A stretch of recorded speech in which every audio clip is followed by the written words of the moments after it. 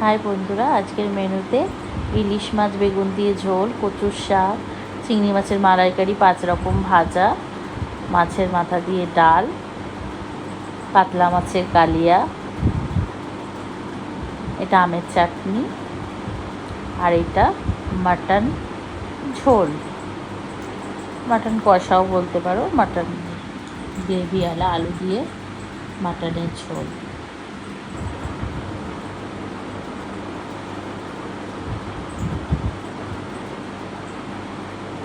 বেগুন দিয়ে ইলিশ মাছের ঝোল, রাইস, আর এই যে পাঁপড় ভাজা, আমের চাটনির সঙ্গে পাঁপড় ভাজা।